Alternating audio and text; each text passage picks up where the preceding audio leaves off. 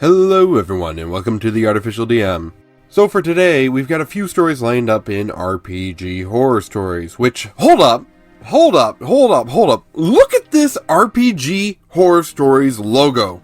Sitting Void over on Twitter, he made this for me, and it is awesome. A lot better than that ghost face that's actually on RPG horror stories, and I figured it would be a great way to flavor up the channel a little bit. Let me know what you guys think of it down in the comments below.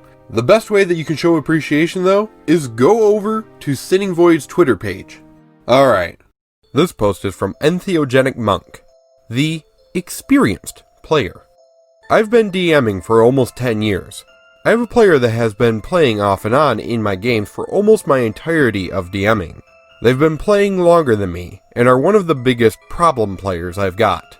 Exhibit A. I had a homebrew campaign I put a lot of effort into. Long story short, they kept bailing on games last minute. Regularly. I eventually came to the point where the player character mysteriously disappeared. This was at least 6 years ago. Exhibit B. Player creates a changeling, uses it in a one-shot, then asks to carry over said character into new ongoing campaign. This is all fine, until they had to get explained the mechanics of the changeling shapeshift ability at least 5 separate times by more than one player. By the 5th time, I'm clearly overtly annoyed. The game before, they did the same thing and it took 5 minutes of game time to explain this ability.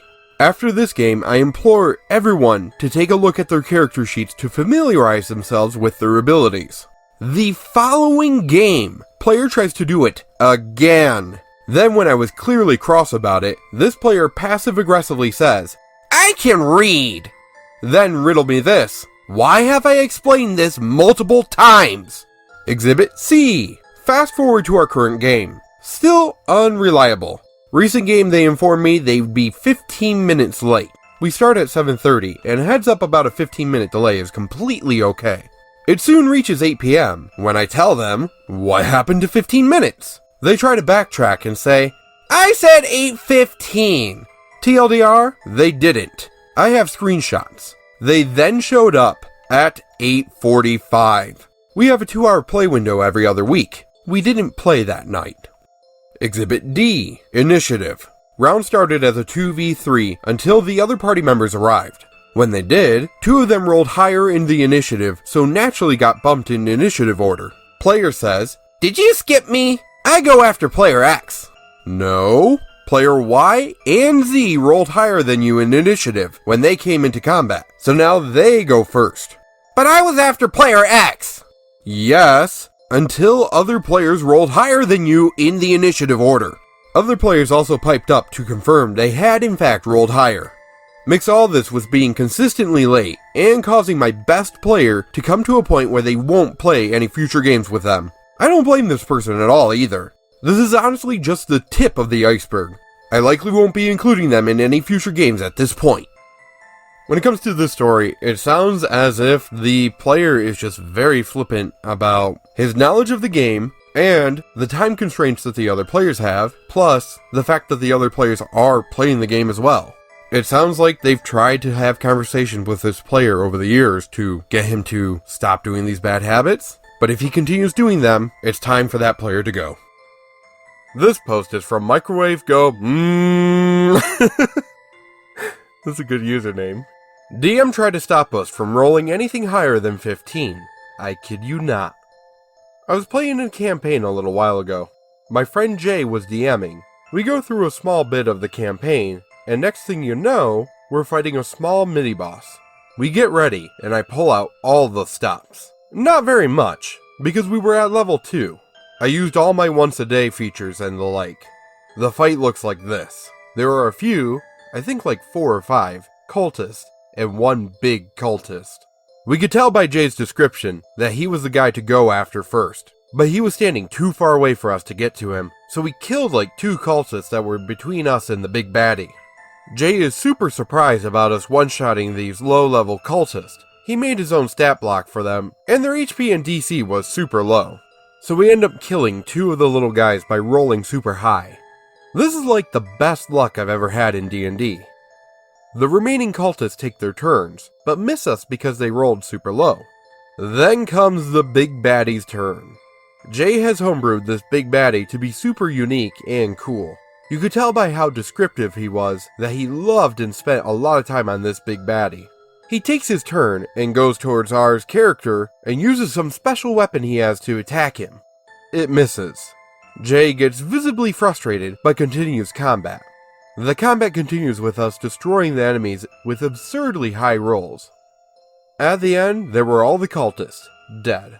But the big baddie remained, and we still hadn't touched him. Once again, Jay rolled and missed.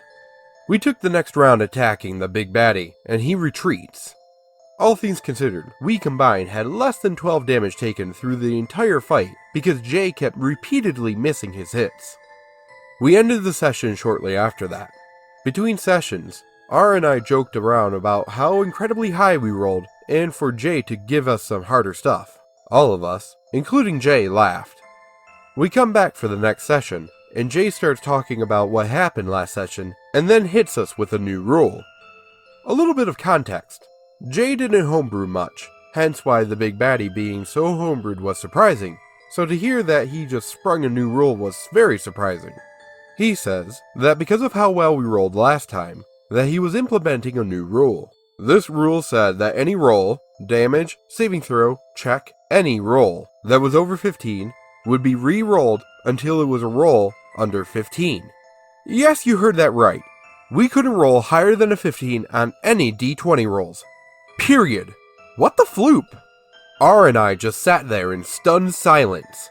I was shocked and somewhat appalled by the fact that he wasn't just asking if it was okay with us, but just letting us know that it was now a rule. R spoke up before I did, and said something along the lines of, "What the floop? No dude, that's not okay with me." "Well, I'm the DM, so I make the rules." "Okay, but dude, this isn't okay." I sheepishly say, "I'm not okay with this either." "Well, I don't care. It's already a rule, and I say so." R responds, "No, I won't allow this. Nuh-uh." This goes on for quite some time. R saying that this is absurd, and Jay saying that we have to live with it. Meanwhile, I'm just trying to get them to stop arguing so we can go about this without shouting. I finally get them to both stop talking and make Jay aware that this isn't okay. He immediately goes back to shouting at me about how, "This is my game, so I get to play it however I want," and how he deserves to impose this on us because it's just fair. What the floop? We rolled some high numbers, and you rolled low. That doesn't mean you get to just cripple us like this. I ask him how long he wants to impose this rule, and he says, "I don't know, probably just the rest of the campaign." Both R and my jaws drop. R ends up saying that if Jay is going to continue being this way, that he is going to just quit. Jay keeps yelling about how we deserve to roll worse. It's only fair. R leaves the call, and so do I. It took me weeks to try to get them to play again, but finally they did. We made it aware to Jay that he can't do things like that, and he ignored us, but we continued, albeit shakily. I totally understand being frustrated that your big baddie that you spent time on didn't go well, but this is not the way to take it out on your players. Seriously, what the floop? I feel in this scenario, the DM was frustrated because he spent a bunch of time working on these characters, and he misinterpreted the fact that as a DM, you are not the enemies that you play. As the YouTube channel Monsters of Tabletop always says at the end of their videos, we aren't the bad guys, we just play them. I feel like a good compromise in this situation would have been if the main enemy PC had an ability that caused the players to roll with disadvantage against him. Always having disadvantage, no matter what, and never being able to roll higher than a 15 in a game is utter bullcrap. This post is from Alicia37. Dad attempts to bribe me over D&D. Honestly, I feel kinda scared typing this out, but I might as well get this out of my system. I was 15 when my dad decided to get the family into D&D. It consisted of my stepmom, older sister, 2 of my cousins, and my dad as DM. I was new, so my dad helped me to make a character. It was a dark elf rogue. Since I was a rogue, and my cousin was one as well, his character would mentor mine, Since I was new, I didn't know what to do, and they didn't even tell me any of the rules. My cousins and dad were pros, and being new, I made a few mistakes, and would be relentlessly bullied for it no matter how small the mistake was. I said I was going to move my character out loud, and they laughed at me, cause I didn't know they wanted me to write it down on paper and hand it to the DM. I was embarrassed. Now for the dad part. I was in a tavern trying to find out information on a local gang that had control over the town. Again, my cousins were harassing me, because apparently my questions to the barkeeper was too direct. Some of the gang members were at the bar drinking, and so I started to talk with them. It was creepy, cause my dad was role-playing as one of the gang members. He told me I either had to fight or have sex with the Dragonborn. I knew my character couldn't take on the Dragonborn by herself, since it seemed a better option. I instead flirted with the human fighter in the group who was already hammered. He took me back to his place, and right away he tried to have sex, and automatically I had my character stab him. The creepiest part about it was how interested my dad was. Apparently, as punishment for killing him, the gang member turned out to be a spy for the queen. Later on, I missed a session, so to make up for it, my dad and I had a session in my room alone. The session was quick as I didn't miss much, but during that short session, my dad told me that if I showed him... during that short session, my dad told me that if I showed him my boobs, he would give me one legendary item and one unique. I was terrified in that moment and said no. He then asked, "Are you sure?" with a smile on his face. Down the line, when I was having a tough time in battle, he remarked about how that legendary item would have come in handy. Close to the end, he asked again, and of course I rejected him and just wanted him to leave. We didn't have another session after that. Let's just assume that this did actually happen, because I do understand that there are a lot of stories out there that are like, press X to doubt, but if this did happen, I really do hope that that man is in prison now. OP does say down in the comments that about a year after this incident, CPS took her out of the home for a separate incident. But if it did happen, because he tried to sexually solicit his own daughter, he could go to a gaming store, hang out with players, invite one of them who missed a session over to his home, and attempt to bribe them with legendary items for an imaginary game. When it comes to these stories, especially the ones that have some sexual connotations revolving around the stories, there's a 60% chance that it didn't happen, but a 40% chance it very well could have happened. I've heard of crazier things that have actually happened that are far worse. For example, the toy box killers. There's some crazy nonsense out there, and it's hard to believe sometimes. I'm not even going to touch on the roleplay issues in this story, because just that one point is so messed up. Well, what did you think of those stories? Be sure to let me know down in the comments below your own thoughts and opinions.